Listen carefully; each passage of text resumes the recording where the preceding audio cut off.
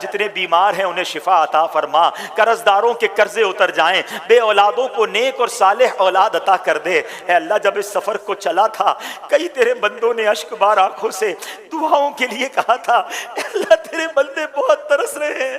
تیرے بندے بہت تڑپ رہے ہیں۔ اے اللہ جو تڑپ رہے ہیں، جو ترس رہے ہیں، جو مچل رہے ہیں، اے اللہ انہیں بھی کعبہ دکھا دے، انہیں بھی حج کی سعادت عطا کر دے، آئندہ سال انہیں بھی عرفات کی حاضری عطا فرما، بار بار انہیں بھی مدینہ دکھا دے۔ اے اللہ ہمارے وطن عزیز پاکستان کی بھی خیر فرما، ساری دنیا کے مسلمانوں کی خیر فرما، عالم اسلام کا بول بالا فرما۔ اے اللہ میری جان، مال، عزت، آبرو، دین اور ایمان، آل اور اولاد کی حفاظت فرما۔ اے اللہ ہماری دعوت اسلامی کی خیر فرما، ترقیاں اور عروج عطا فرما، ہمارے امیر اہل سنت کی خیر فرما، تمام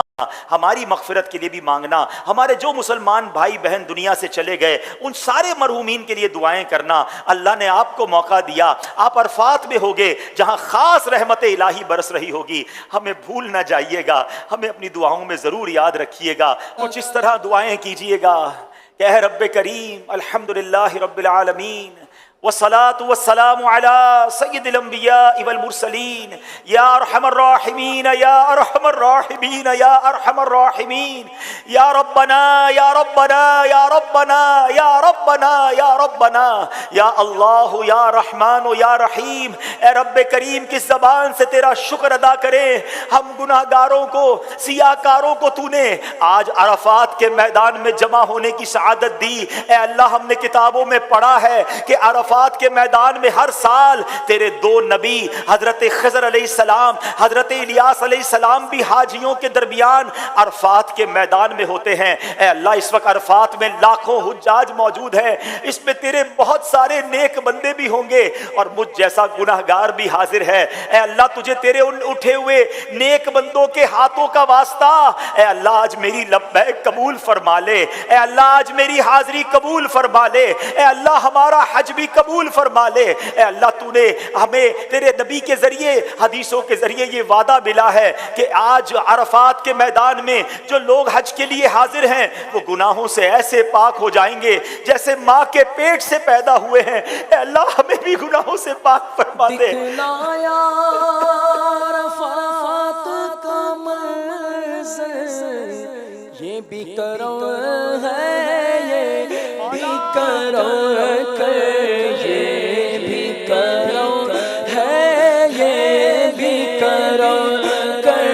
بخش دے ہر حاجی کو خدا، یا بخش دے ہر حاجی کو خدا، یا اللہ میری جھولی بھر دے، یا اللہ میری جھولی بھر دے، یا اللہ میری اے مولا کریم ہم اپنے نافرمانوں کو جو ہماری بات نہ مانے اپنے گھر نہیں بلاتے ہیں۔ اے اللہ تیری مہربانی، تیرا شکریہ کہ مجھ جیسے نافرمان جس نے زندگی بھر تیری نافرمانیاں کی، تو نے اپنا گھر بھی دکھایا، کعبہ بھی دکھایا، طواف کی سعادت بھی دی اور آج عرفات کے میدان میں بھی بلا لیا۔ اے اللہ یہ تیری مہربانی، تیرے کرم کا شکریہ۔ اے مولا بلا لیا ہے تو آج مغفرت کی خیرات بھی عطا فرما دے۔ اے اللہ میرے سارے صغیرہ کبیرہ گناہ معاف فرما، میری بھی مغفرت فرما، میرے ماں باپ کی بھی مغفرت فرما، میرے بھائی بہنوں کو بھی بخش دے۔ اے اللہ آقا کی ساری امت کی بخشش فرما دے۔ اے اللہ بہت گناہ لے کر آیا ہوں، گناہوں کا انبار سر پر ہے۔ اے اللہ اب بقیہ زندگی گناہوں سے بچ کر گزارنے کی توفیق عطا کر دے۔ اے اللہ مجھے 5 وقت کا نمازی بنا دے۔ اے اللہ تجھ سے وعدہ کرتا ہوں کہ تو نے ایسی مہربانی کی ہے کہ کروڑوں لوگ ترس رہے ہیں، تو نے مجھ جیسے گناہگار کو بلایا ہے۔ اے اللہ اب میں تیری نافرمانی نہیں کروں گا، اے اللہ اب میں تیری فرما برداری والی زندگی گزاروں گا، حلال روزی کماؤں گا، حرام روزی کے قریب بھی نہیں جاؤں گا، 5 وقت نماز ادا کروں گا۔ مگر مولا میں نیت کر سکتا ہوں، طاقت تو نے دینی ہے، مدد تو نے فرمانی ہے، استقامت تو نے دینی ہے۔ اے اللہ مجھے اپنے پسندیدہ بندوں میں شامل فرما لے۔ اے اللہ مجھے سنتوں کا پابند بنا دے، حرام روزی سے ہم سب کی جان چھڑا دے۔